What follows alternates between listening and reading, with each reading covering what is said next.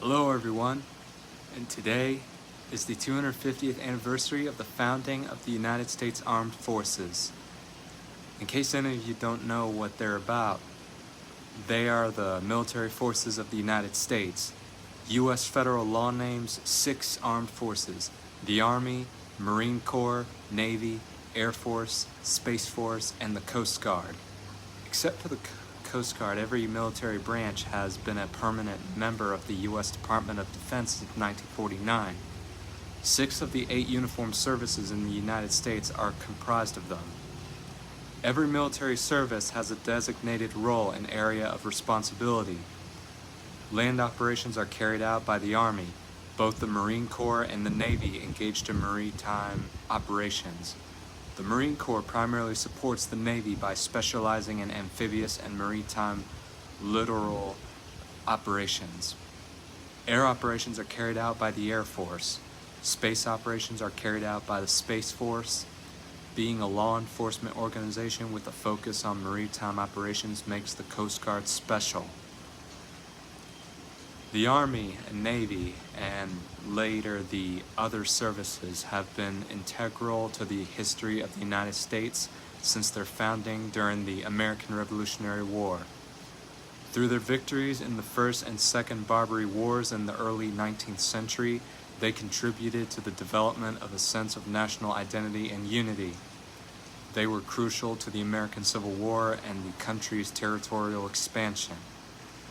The Department of Defense, formerly known as the National Military Establishment, was established by the National Security Act of 1947 and is led by the Secretary of Defense, who is in charge of the service secretaries.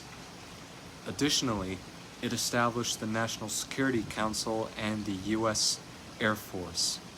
In 1949, the act was amended to combine the Army, Navy, and Air Force's cabinet-level departments into the Department of Defense. The DoD and Department of Homeland Security, 2 federal executive departments, serve as the main vehicles through which military policy is implemented, and the President of the United States is the Commander-in-Chief of the Armed Forces. The combined strength of the 6 armed forces places them among the biggest state and armed forces in the world. They hire people from a wide range of qualified volunteers. Military conscription has been used in the United States, but not since 1973. All male U.S. citizens and residents between the ages of 18 and 25 must register with the Selective Service System, which still has the authority to conscript them. Particularly since the end of the Cold War, the U.S. Armed Forces are regarded as the most potent military in the world. The United States spent $916 billion on its military in 2023, which was the highest amount ever and accounted for 37% of global defense spending. Due to its substantial budget, the U.S. Armed Forces has considerable capabilities in both defense and power projection. As a result, they have developed sophisticated and potent technologies that allow the force to be widely deployed globally, including at about 800 military bases. The U.S. Army Aviation Branch is the 2nd largest air force in the world after the U.S. Air Force, the U.S. Marine Corps Aviation, the 7th largest air armed in the world, and the U.S. Naval Air Forces is the largest naval aviation service and the 4th largest air arm globally. In terms of tonnage, the U.S. Navy is the biggest in the world. The 12th largest maritime force in the world is the U.S. Coast Guard.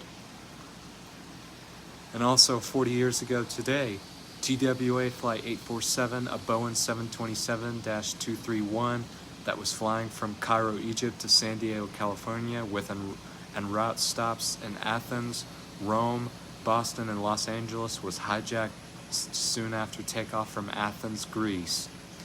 The hijackers were 2 Arab-speaking Lebanese terrorists affiliated with Hezbollah, who smuggled a pistol and 2 grenades through the Athens airport security.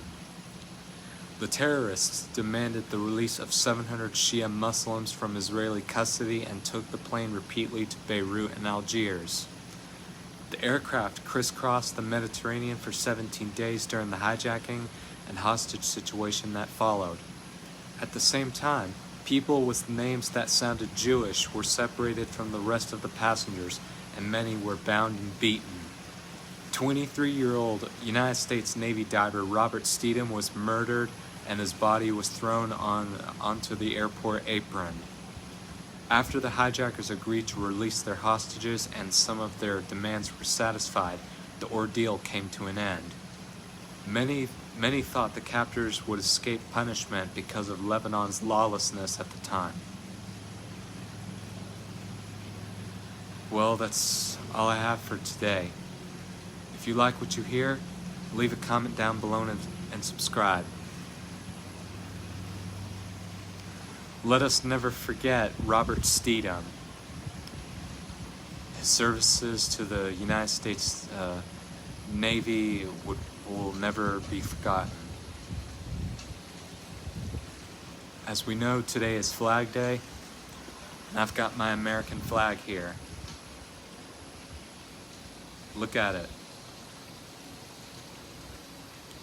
I'm also wearing my American flag shirts.